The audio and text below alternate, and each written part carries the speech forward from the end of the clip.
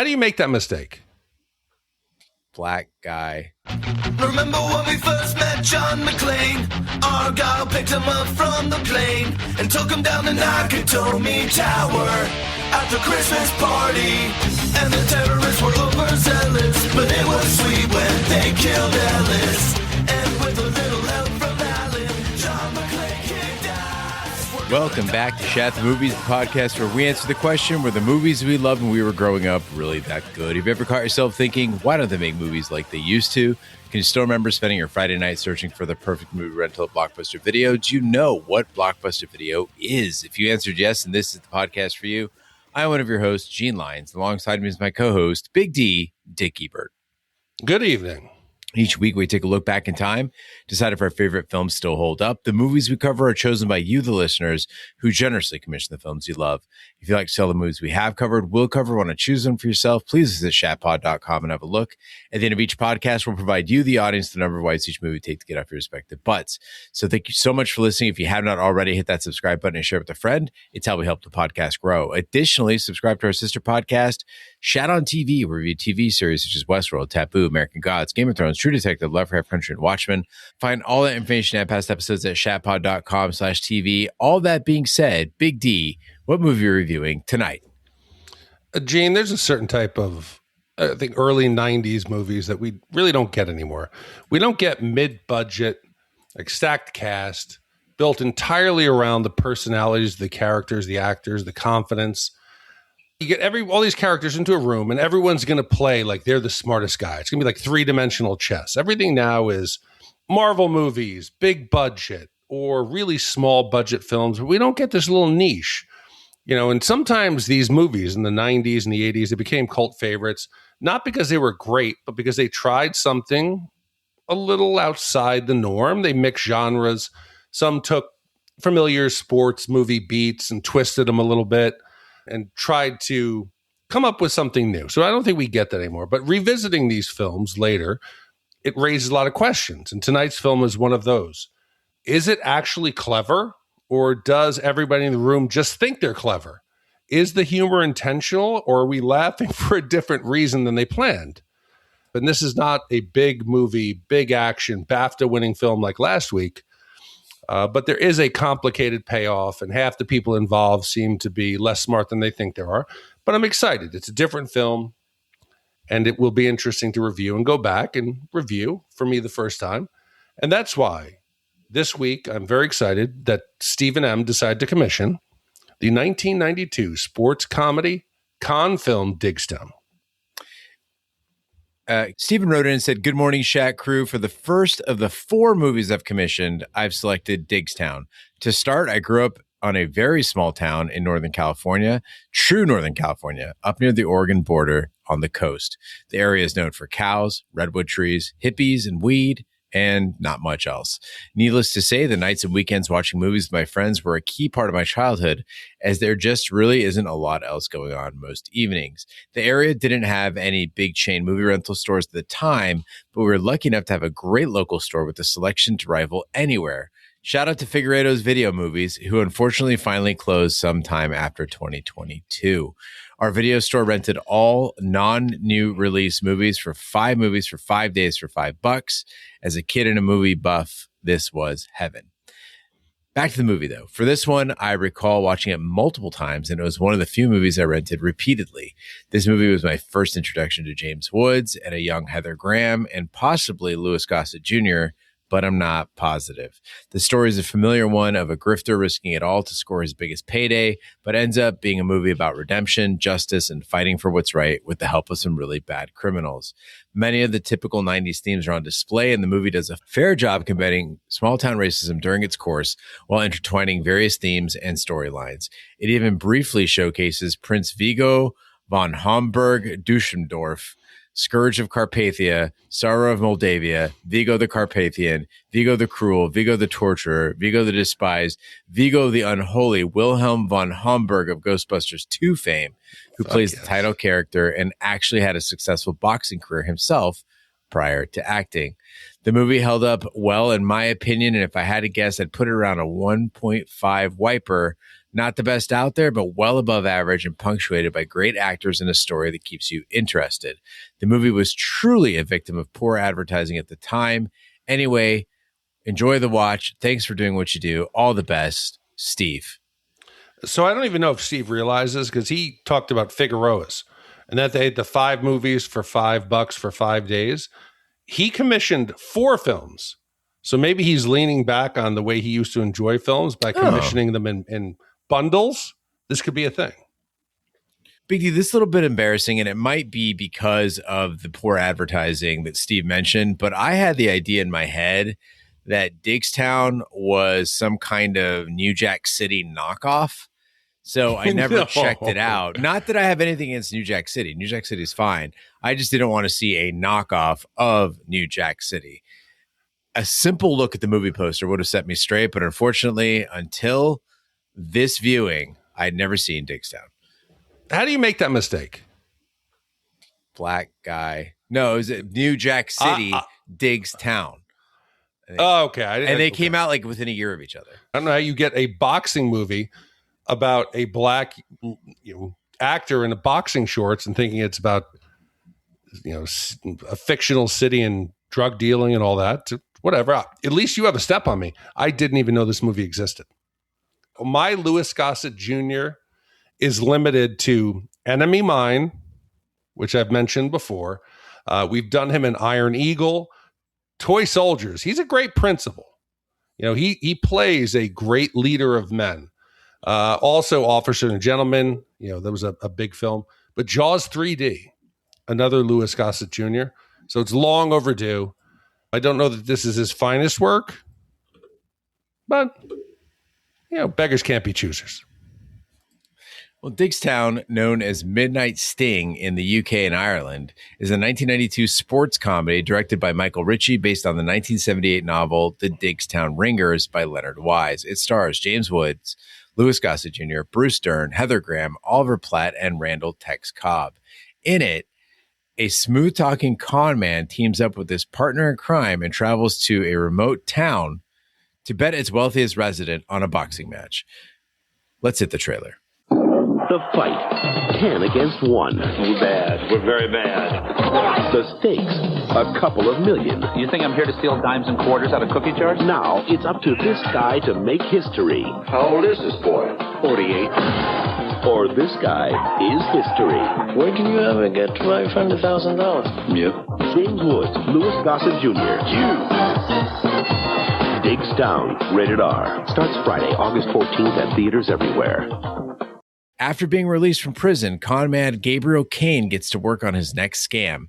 Kane and his partner, Daniel Patrick O'Shannon Fitzpatrick, travel to a small town near the prison, Diggstown, a city owned by John Guion and obsessed with boxing. Guion is the former manager of Diggstown's once famous boxer, Charles Macomb Diggs, who legend says knocked out 5 boxers in one day. So I don't think it can be undersold the effect of having a little knowledge about a film. I didn't know this film existed, going into it. Didn't do any research. I wanted to experience it fresh. And that really threw me for a loop because I don't know that this has ever happened in any of the movies we've reviewed, but for the first 30 minutes of this, I'm trying to figure out what the fuck is going on. Because usually at this point, I know the tone. I know the genre. I know who I'm rooting for. I know at least what the movie thinks it is. Here, I had absolutely no clue, Gene, because the tone of the film, and it's one of the knocks on it, is all over the place. You get some prison stuff. Could be dark, could be Tango and Cash prison, more comedic 80s, 90s. We get that there's some kind of con. There's gambling. There's a manager. There's a system to break people out of prison. There's a wealthy guy who runs a town, his son. There's cops. There's townies. I kept waiting for the movie to stop, explain itself, what type of films it's going to be. And instead, they just kept adding pieces, adding new pieces of the hustle. I didn't even know who the characters were. I felt like I was walking into a movie starting midway into a conversation that had already been going on for 25 minutes, and I was just trying to catch up. If it makes you feel any better, I put together the entire outline for this episode, and still in the opening minutes of the movie had no fucking idea what was going on. And we don't get a ton of movies about hustlers here at the Movies. I think the only genre less popular than hustler movies is like French Nightmare Fuel, of which I think we've had 2 or 3. And even as far as hustler movies go, which can get quite complicated, Diggstown is just built different. It mixes in a bunch of other elements, loan sharks and boxing and small town politics, a comeback story, Southern charm, prison. It was confusing at first, but studios should be applauded for taking gambles like this, okay? For giving the audience a little bit of credit, letting us see something different, let us figure it out, and making movies based on books instead of just going into what we've called out recently, which is a known audience, a tie-in, a sequel. This is a sort of genre that is not gone, not extinct, but certainly not what it used to be. Back in the day, you had Diggstown and you had Maverick and you had, all the cool remember Maverick? Maverick. Right? Yeah, You're pulling fucking Maverick out of thin air. I'm saying con movies, right? Yeah. You have the Lock, Stock, and I just got thinking about all the different con man movies out there. Do you have a favorite other than Maverick, obviously? She said that. But I think there's kind of a blend, a hybrid. We have the hustle, but then there's also the double cross. There's a lot of overlap there, right? And also there's a spectrum. There starts on the realistic double cross, like Thief, right? Where you're dealing with the mob and real world, the dark and actual consequences. And then you've got the other side, like Fish Called Wanda.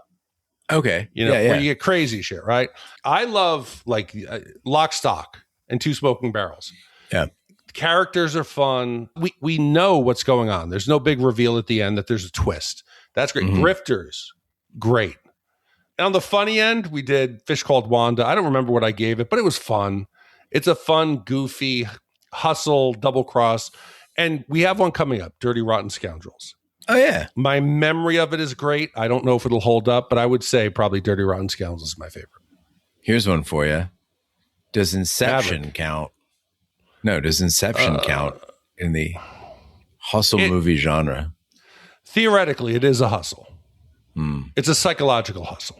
That would be my favorite if Inception counts. What would be categorized? A psychological sci-fi or something like that. In the end, it is a con. It is a super long con on multiple levels of reality, and it is. Now that I think about it, that's kind of Leonardo DiCaprio's thing. He does a lot of con man, sort of hustle sort of roles. Never really thought about it before. The Beach. He was a bit of a Great Gatsby. Yeah. Inception. Ooh, Titanic. See? He hustled his way up to first class and into the pants of a wealthy young lady.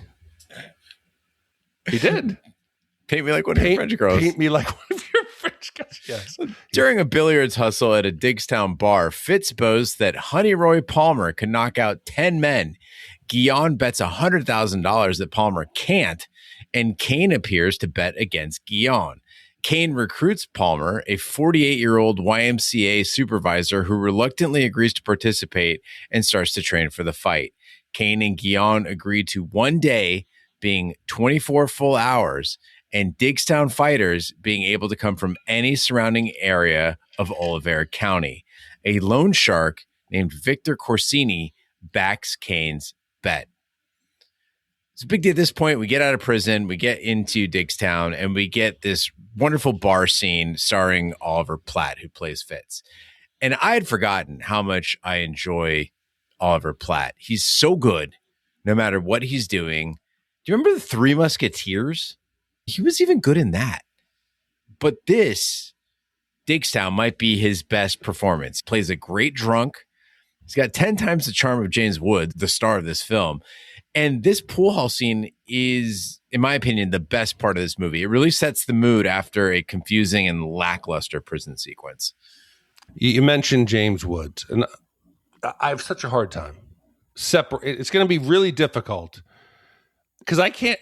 The man, James Wood, and the actor and his roles. I mean, I remember him. We did Videodrome, where I think he was perfect in that role, and it's him. It's one.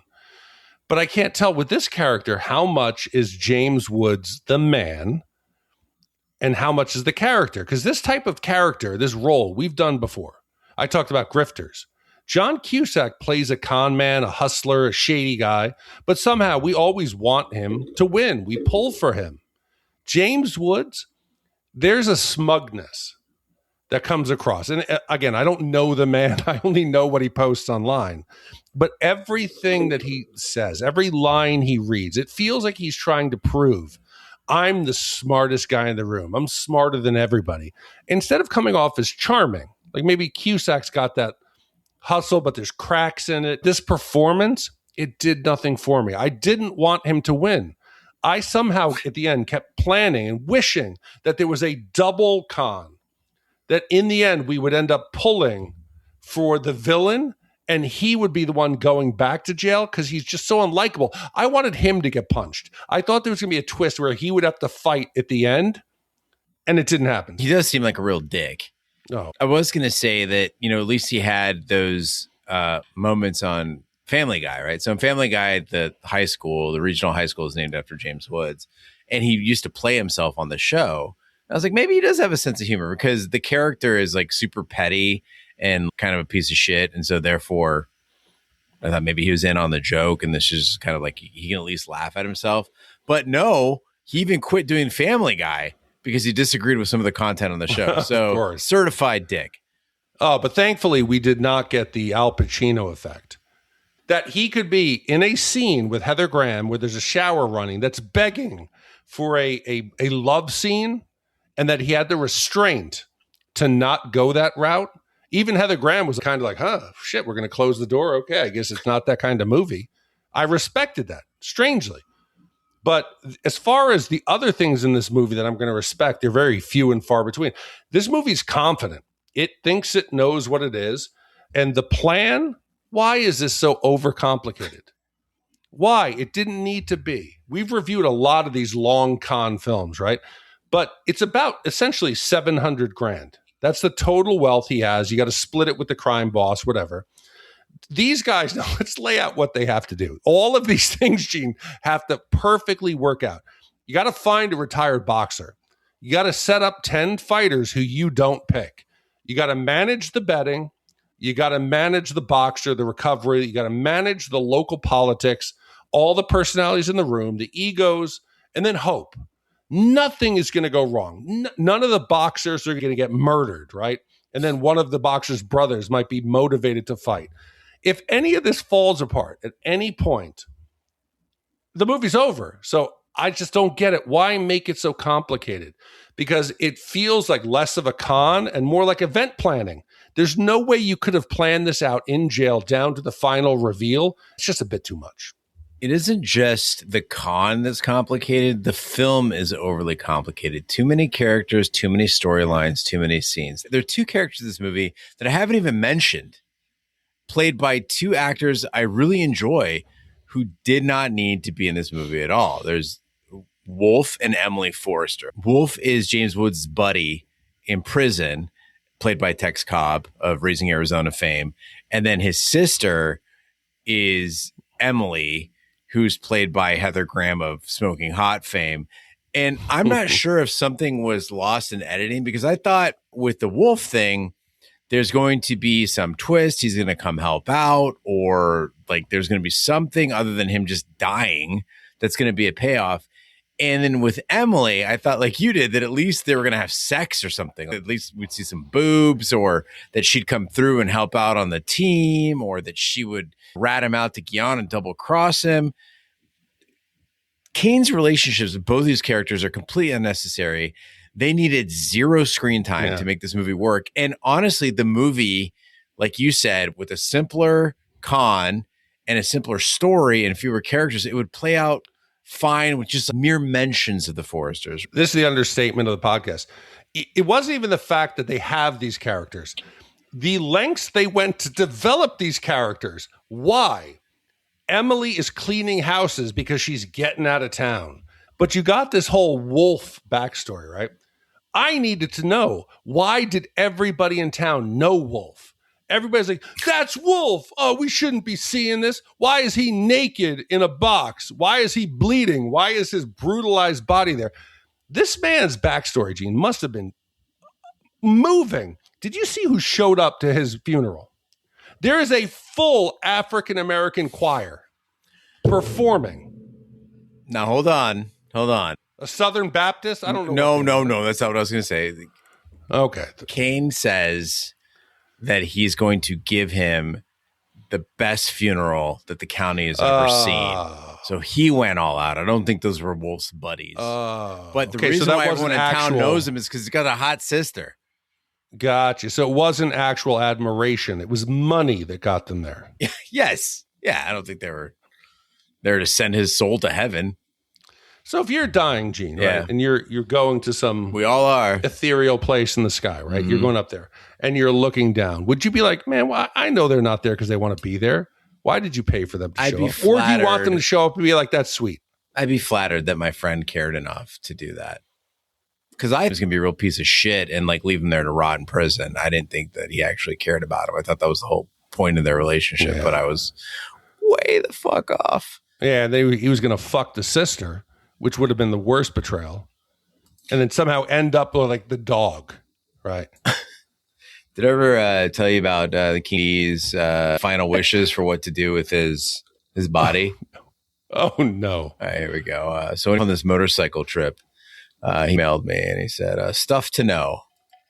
And he says, these are my wishes if shit goes less than great. And there's a lot about where his money goes and, you know, all that stuff. But the keys are that he doesn't want his family to be involved. Family gets nothing. Don't even bother to tell them till I'm underground.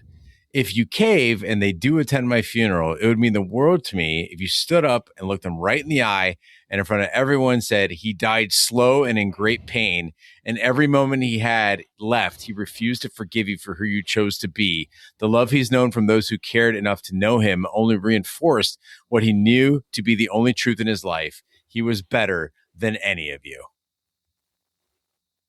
Yeah. He also, people might say this has nothing to do with the movie. No. I saw Wolf and I thought that was King B in jail. Yeah. I may have said the same thing when we did Raising Arizona. That is King B. Yeah. He also included that he wanted to have his left hand cut off and stripped of all the meat and then give everybody a bone from his hand. And I just wrote back and asked, so much work. Where do you want to be buried? Should we put anything on your headstone? Would you like to be cremated? You know, the generals. But I have since, I don't know if you've done this, Big D, but I've set up a trust for my daughter. They've set and stuff, first, second, and third person be in charge of my medical affairs, who takes care of all the finances, where everything goes. Like, have you done all that? No, you're making me feel like inadequate. I've wanted to. I think I might need to get with you to do that. Yeah. I need to know where my skeleton goes. I need to have my wishes honored. Forget about Emma and who will take care of her and my finances. I want to know where my left hand will go, Gene. I think it's going to be your $1 million power ballad. I want to know where my skeleton goes. Yeah, I think we need to make that happen. As his manager, Guion drugged Diggs during a fight to collect on the opponent's long odds, leaving Diggs with irreversible brain damage. Learning this, Palmer sets to fighting 10 men with $1.5 million on the line. He beats Buck Holland and Slim Busby, who was bribed by Kane to take a dive. Then he takes out Billy Hargrove and Sam Lester, whom Kane sabotaged with a laxative before facing Hambone Busby, who's Slim's brother, who fights harder than expected because he knows Guion will kill his brother if he loses. After Palmer defeats Hambone, Slim is found dead in the locker room with a suicide note. So we finally get to the fight part of the movie. And Louis Gossett Jr., he comes out, he's got this big black robe on. He gets in the ring. He's got his moves. You know, he's looking pretty cool. All the other guys look like amateurs. He looks like a pro. And they strip off his robe, and there's this moment of anticipation where people are like, whoa. And my brain was ready for an absolutely fucking shredded Louis Gossett Jr. because we live in 2026, and a 48-year-old man can be absolutely shredded now. Right. And don't get me wrong. Louis Gossett Jr., he doesn't look bad. Okay. He's fairly fit, right? But he does look like he looks appropriate. He looks like a 48-year-old fighter who recently came out of retirement. And suddenly I was stuck with this 30-year question, which is, in 1992, was this supposed to be like super fit fighting shape, or are we supposed to laugh when the robe comes off that he's not shredded? He's just kind of dumpy. I was so confused by this scene.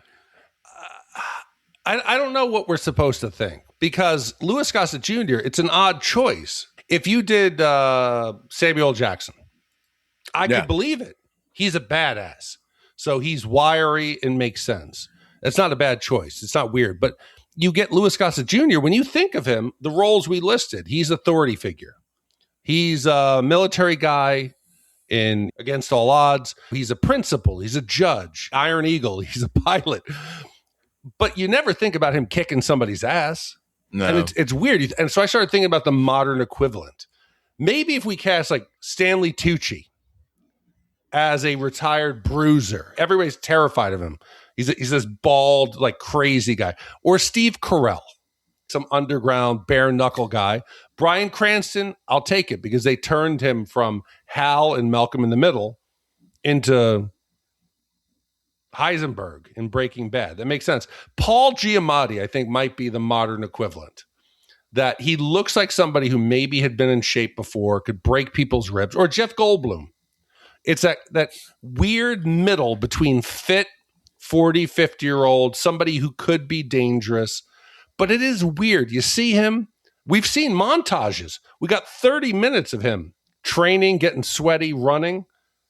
I wasn't intimidated personally in 2026. I wouldn't want to fight him. Are you serious? Yeah. How many Louis Gossett Juniors could you have beaten? None. Oh, without a doubt you could. Are you serious? No. Don't sell yourself short. I mean, we're actually roughly the same size. I would beat the fucking piss out of him. Yeah, but you're bigger than he is. You could. You're trained. And younger. Listen, if you couldn't beat him after all the money you've spent in Brazilian Jiu-Jitsu and Krav Maga, you better I'm rolling with them? That's different. It doesn't make... There's no rules. Boxing. This isn't like a sanctioned boxing event. You see what goes on later on. Hey, you're forgetting what James Wood said, though. Are you telling me you couldn't do a stand-up boxing, dirty, like bare knuckles, and beat this old man? The actual Louis Gossett Jr.? The actual Louis Gossett Jr. Yeah, I could now. He's incredibly old. No. Him. How old is he? Let's see. At this, I'm gonna guess he's 79, probably. So then how old was he at this? Well, the character's 48. So let's just say a 48-year-old. You couldn't beat a 48-year-old Louis Gossett Jr. I think you're selling yourself short. I'd fight 5 of him. Not at once. Correction here, by the way. My track record on knowing who's dead and who's alive is... He's dead. He died in 2024. Yeah, he died in 2024. Yeah, I knew that one. Yeah. Is it wrong to say we beat his ass? Well, he's dead. I know. Looking at Louis Gossett Jr. in Diggstown in 1992, I think he kicked my ass. I think you're being kind. You learned in American Pie not to besmirch the dead. That's what I've taken from this. You won't, or the living, for that. You won't speak ill of them. But this movie, Gene, it's not sanctioned. This boxing isn't going to follow any rules. It goes off the rails because I'm trying to figure where in that scope is this movie going to fall between realism and farce. Where is it going to go? And the movie, every time I think I've got it locked down, it says, "Hey, you don't know shit," and it pushes the goalpost back, right?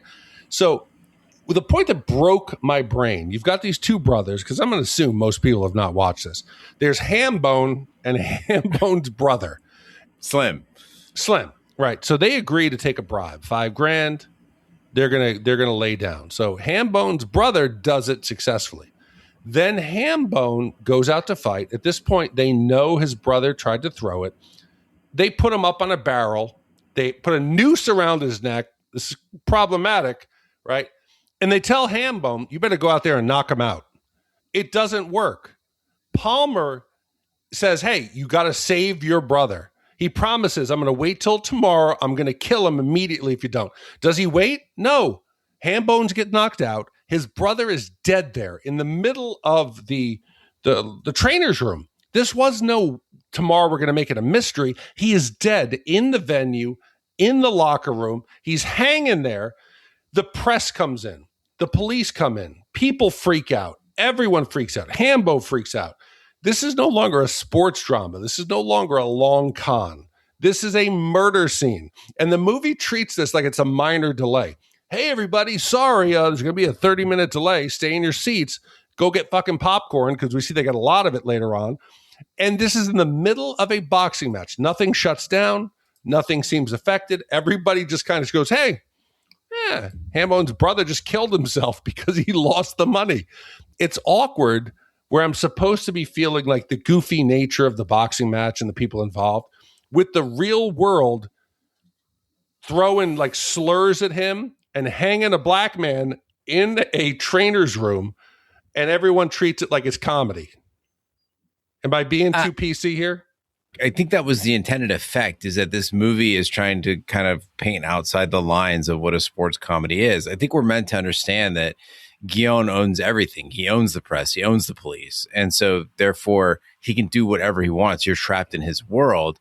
If he wants a fight to happen, despite a dead man hanging in the locker room, that the fight is going to happen. And I think that is meant to then impress upon us that Kane has to stick with the bet. He can't just exit at this point. Like, he's signed up for this ride. We didn't even talk about Buster. Yeah. Buster nearly gets killed. They find him in a locker, but there's no way out but through, I think, is the message that we're supposed to see. That's the rules of this movie, right? And by the rules of the movie, therefore, it makes sense, but only by the rules of the movie. They're asking a lot of the audience here to make this sort of a gear shift. And so I think a little bit of guidance or a little bit of setting the tone more clearly, because from the prison scene to the bar scene, which is haha, to the awkwardness between James Woods and the dogs and Heather Graham, like what this movie wants to be. Not even to mention the fact we haven't talked about Diggs yet. You know, Diggs just sitting there. I'm like, oh, there's a mystery with him. I thought it was going to be like Diggs. Sandlot. He's going to like teach him some secrets. No, there's ideas that are just there, and we don't really know what to make of it. And therefore, yeah, you got a guy hanging there, but also the boxing must go on. They beat the fuck out of Buster. Buster needs to be medevaced. He needs to be airlifted out of there. You didn't need to kill Hambone's brother. You got it across that he controlled the town. We see his influence, but I thought it went a little bit far to where Hambone comes back, Gene, spoiler alert, at the end for some goofy last-minute hijinks, showing that he's going to get payback in a way that isn't exactly respectful of his dead brother who was murdered in a false suicide. Well, Palmer beats Sonny Hawkins before Guillon's son, Robbie Guillon, fakes a forfeit. Frank Mangrum is disqualified after kicking Palmer in the groin and hitting a referee. Palmer beats Tank Miller before facing surprise ringer Hammerhead Hagen. Kane, not wanting to see his friend die, attempts to throw in the towel, but Palmer catches it and throws it back, then rallies to knock out his opponent. Their celebration is cut short when Guillon notes that Robbie never entered the ring, and the true 10th fighter is Minoso Torres, who ruled the boxing underground in the prison from which Kane was released. So, Gene, a couple of weeks ago, we talked about how the mood you're in when you're watching these films affect you. And this film tonight, it's a perfect example. The first time I watched this, I was tired. I was a bit annoyed at the moment.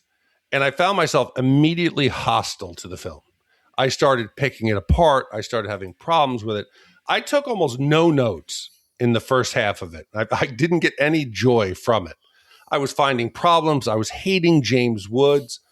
And then I kind of stopped. I went back, restarted. I was in a much better mood. And suddenly the movie, it was completely different. If I had reviewed this from my first watch, I would have been very harsh. Going back, it started to click. I started to connect. And maybe it was also not my mood, but that I had an idea of the characters, the tone of the film, what was going on.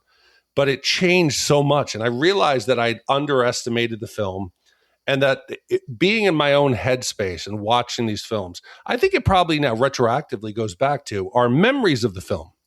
When we remember a film, we remember how we watched it, our friends, the situation, the point in our life, to where we tie, and we talk about it in the commission letters we get, the emotions that we tie to a song, a music, an experience.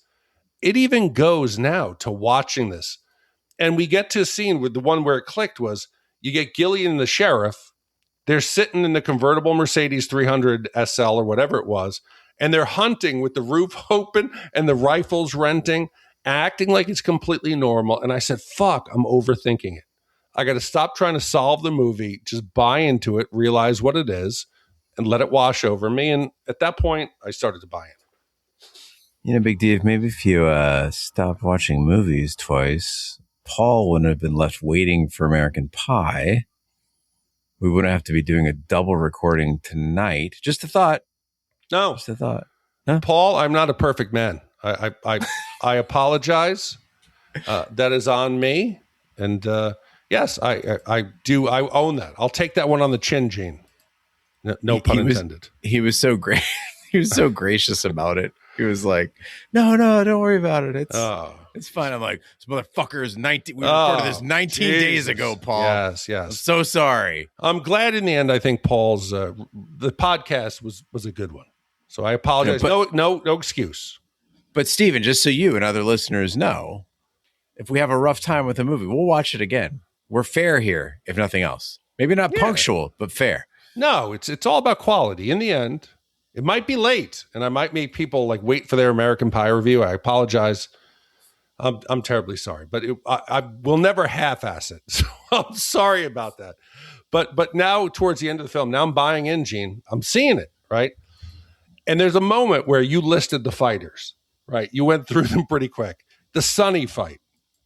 Because the first group is like some just local hillbillies. They're going to get out there. They're going to get beaten up. They're going to go down. Sonny comes out. And this is the fight. This is where I get it. This is where the movie gets it for me. And I appreciate the ridiculousness. They went over the top from towny tough to, video game reality. So we get Sonny comes out. He's smoking a cigar. He's wearing these absurdly long jorts. He's blowing kisses to the ladies. He's throwing flowers. He's acting more like WWF, like WrestleMania. And then it clicks for me. The movie is embracing Mike Tyson's Punch-Out. We start getting fighter after fighter until we get to a boss character. You get Tank. Oh, he's 280 pounds. This is King Hippo. You got to hit him in the stomach till his pants fall down. You get there. We had Sonny is Don Flamenco. He's coming out throwing the flowers into the crowd. Then you get Hammerhead. He shows up. Whole energy changes. This is Mike Tyson. This is a big, muscular, the tough black boxer. Looks mean, looks serious, looks skilled.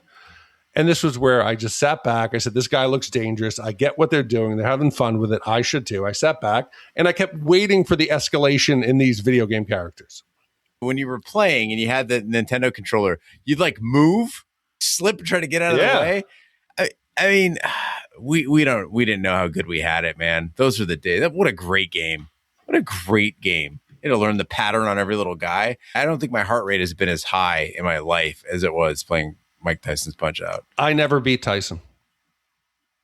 Oh, really? Never. No, you needed to get Nintendo Power Magazine and it would talk you how to do it. I saw recently where there was somebody who said, you are an actual OG Nintendo like video game guy if you can remember the code to get straight to Tyson.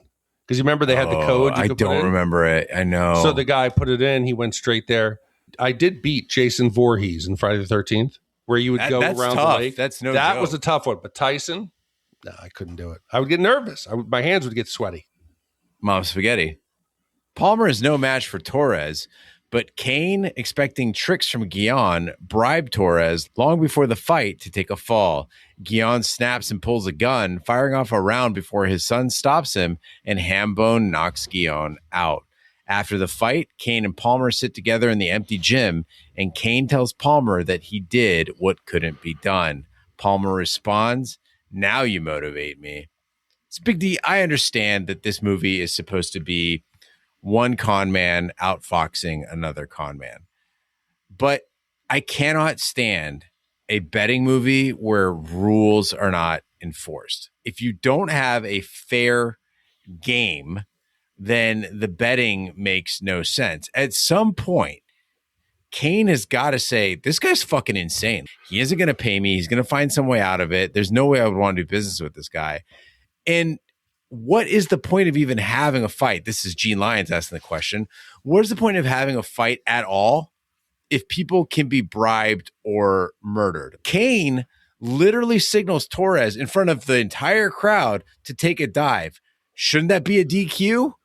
Isn't that what the ref is for? Does the ref not go, wow, that seems a little weird? It's fun. Don't get me wrong. I understand this movie is supposed to be fun, but the whole premise of the movie is betting, and there's no reason to honor a bet if the bet is being carried out without honor. There's no enforcement. Yeah. There's no contract. None of this is legal. If Gillian wanted to just say, no, fuck you, I'm not paying you, I'm going to tear up my checks. What? We had a verbal agreement? No, I don't think so. Why would we believe that all of a sudden somebody who's been backstabbing and planning is going to now follow the rules? Right. And the answer is, what people will say is, well, Corsini, right? So the money is all being brokered by a single entity, and therefore they are saying it has to be fair. But clearly they're asleep at the wheel because they're not paying attention to the fact that people are dying. There is clearly bribery going on. That should throw the whole thing off. Like, if anything, you'd think Corsini would be like, hey, Kane, I saw that. You put your thumb down, and then that guy just let himself get knocked out. That's cheating. It even gives Gillian, a better out. You think the mob boss wants to be involved in this giant debacle with murdered fighters, millions of dollars being brokered, blackmail involved, there's torture, there's beatings. All he would have to do is say, hey, sheriff, go arrest him over there, call the feds. You could do any of that. And then Hambone, I talked about poor Hambone, watching his brother be murdered and knowing he failed to beat up an old man, a 50-year-old Louis Gossett Jr. Gene, if I had, I'm not even going to put Z up there. If I had Sarah up on a barrel and said, go out and beat Louis Gossett Jr., beat him. You just got to knock him out, not kill him, or I'm going to hang your wife. You think that would motivate you? I'd beat him like you was my dick. You'd beat him like your dick, like it owed you money. You would do it. But somehow Hambone can't do it. So the end now takes a level. Hambone is dealing with the grief of his murdered brother because he failed to protect him. And we've got extortion. You've got threats. You've got people throwing fights. We've got everything you said there.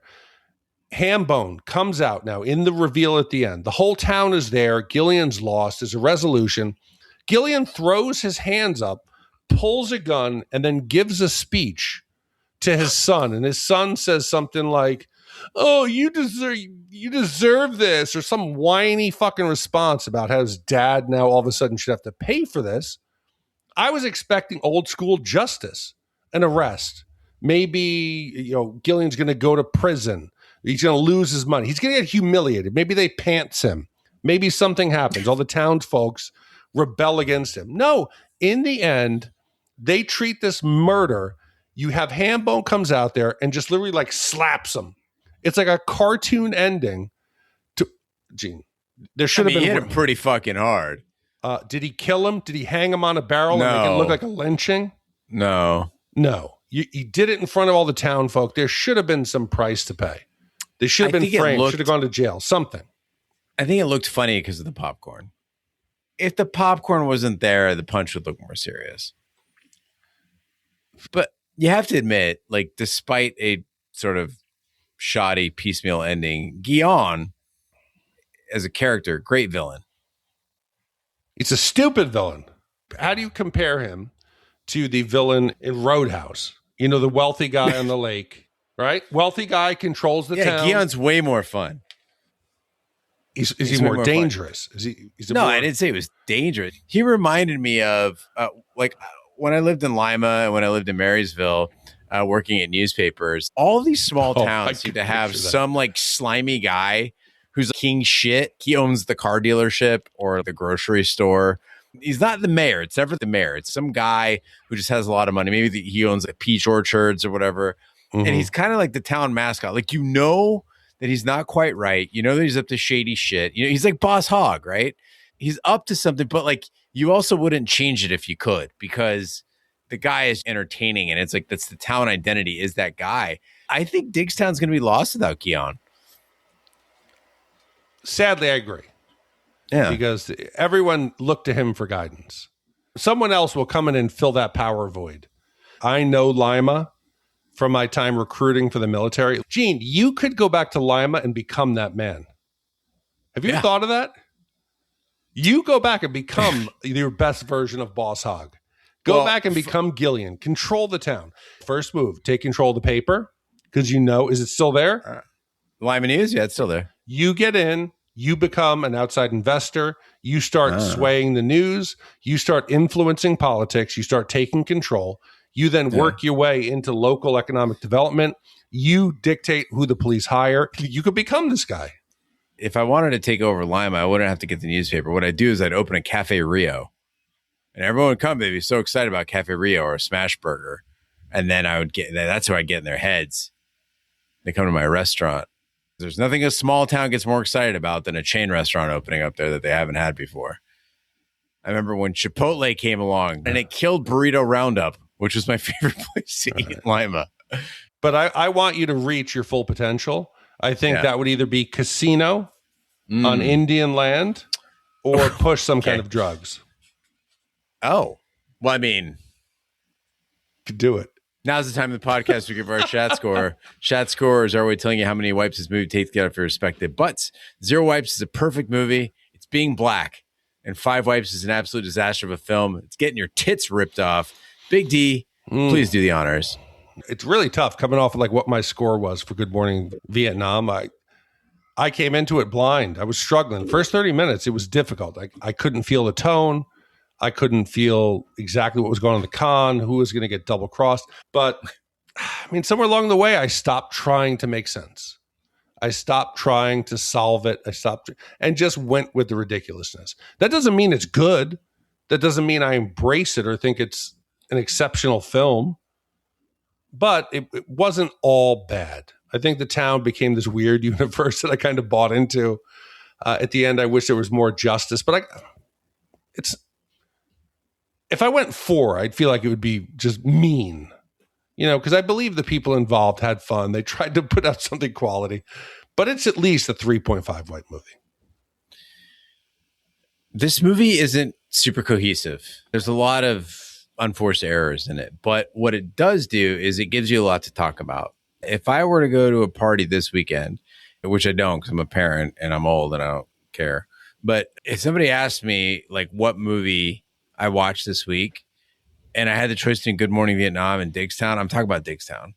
It's novel. It's interesting. It's a weird movie. The truck that Oliver Platt has in the movie, it's just fascinating. Why that truck? I don't know.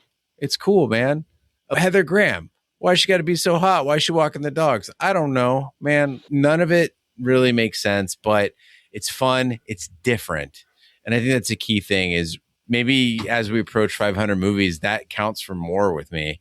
Is this movie different from so many of the other movies that we've seen? And I really feel like it is. Other than Maverick, it's basically the same movie as Maverick. I'm going to go 2 wipes on this one. With 2 wipes for me and 3.5 wipes for me, Big D, that gives us an average wipe score of 2.75 wipes for Diggstown.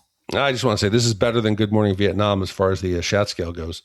But that score, Gene, of a 2.75 wipe, now that ties this with Kingpin, Robot Shocks, Notting Hill, Rad, Close Encounters of the Third Kind, Run Lola Run, Halloween 2, Class of Nukem High. There's a great performance at the end if you haven't seen it. Yeah. The Abyss and Star Trek First Contact. Damn, that is a spectrum of film. Normally, when we get into a slot, the movies have something in common, but those are just all over the place. I don't know why. I felt sympathy for this film. I wanted to go 4, but I couldn't. I thought it felt mean. It just needed to be trimmed down. We recently watched Way the Gun. I think suffered from similar issues. They just try to pack too much into it. Just streamline it a little bit. Somebody needed to be there to say no, and you would have had a more coherent movie. But it's fun. It's Louis Gossett Jr. fighting 10 dudes. It's I got great. a better one for me. Let's start where he's getting out of prison. We don't even see the prison. We just see him getting out, getting a blowjob in the car, and that's our introduction to him. Whoa, that happened? Yes. He's walking out of the jail, and the guards are like, hey, you don't even get a kiss from the beautiful woman picking him up. He gets in the convertible. She sits down, and he takes her by the back of the head into his lap, and the goofy guards are like, oh. And he gets head as he drives off. I thought they were just snuggling. Well, that's because I've watched the movie twice. I think that's why I picked up on that detail. Steven, I hope you found that wipe score fair. And thanks for bringing us Diggstown. I really enjoyed it. Before we close out, we have some email. First one comes from James. It's about the 13th Warrior. He says, "Hey, Shat Crew, longtime listener, regular enjoyer of warm drinks from my Big D coffee mug. I mentioned in an email quite a while ago that I'd eventually send in a request, and as promised, here I am. I'd like to see if you'd consider reviewing The 13th Warrior from 1999. A lot of 1999 movies lately, starring Antonio Banderas and directed by John McTiernan. It's based on the novel Eaters of the Dead by Michael Crichton and features Banderas alongside a cast of mostly unknowns. I recently turned 50, and I'd love to gift myself a review of The 13th Warrior as a birthday present. I've been threatening for years to put the money aside for this, and I'm ready when you are. On a side note, the 1982 movie Megaforce with Barry Bostwick is an absolute blast.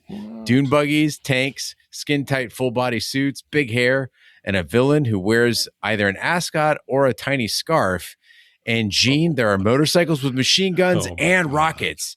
It's an incredibly cheesy 80s schlock with practical stunts and actors who look like they had a blast making it. Maybe another listener will commission it someday, but either way, here's the trailer and he shared the link.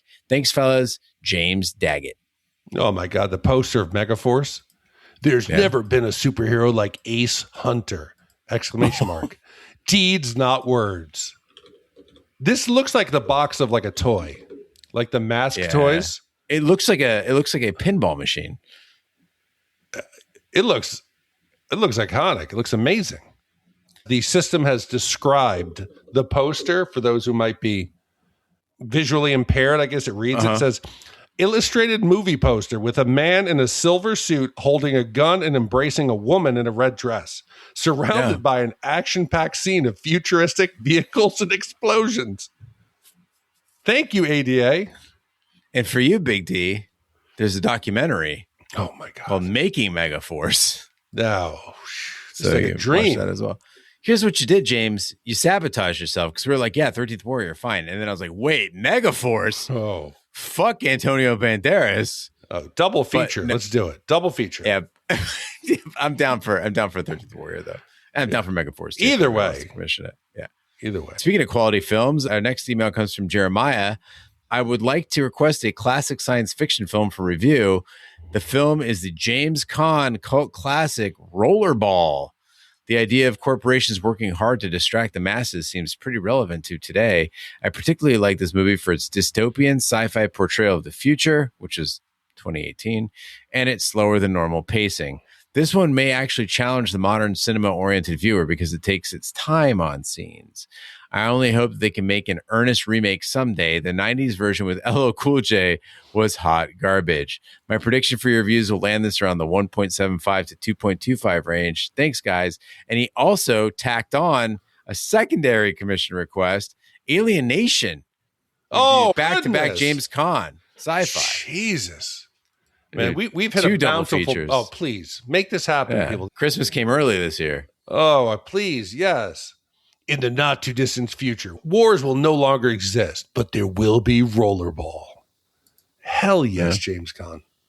It's like the World Cup, but rolling. With spiked gloves. And no VAR. Yeah. By the way, if you're ever in a situation where you need to have 10 of your fighters fight a 48-year-old former heavyweight fighter, don't have them try to knock him out or take his eyes out or any of that shit. Have them move and evade as much as possible because dude's only going to have so much gas in the tank and he's got 24 hours to finish this thing. Make him go every single round, man. That's how you win. You get him tired. Bullfighting without the swords. Or foot stomps and leg kicks. All right, that's it for email. If you'd like to email us, write us host@shatpod.com or youngbottoms@shatpod.com. We'd love to hear from you. Big D, what do we have coming up next week? Gene, there's going to be a good chance I'm going to dream about Megaforce tonight. That poster, I think, is... Please make that happen, people. But next week, a laid-back teenager is forced to leave his beach lifestyle behind and move somewhere that feels completely foreign to him. Trying to fit in a new school turns into a series of awkward encounters, unexpected friendships, and a growing rivalry with a local crowd. What starts as culture shock slowly becomes a chance to prove himself in a way nobody expects. Next week, we're reviewing a movie about fitting in, finding confidence, and making the most out of being an outsider. There's no slow bike dances in this, which I believe is sad. But this is right up there, long overdue. This was needed for our extreme sports section of the podcast. I think this is episode 500. Yeah, I think it's perfect. Perfect.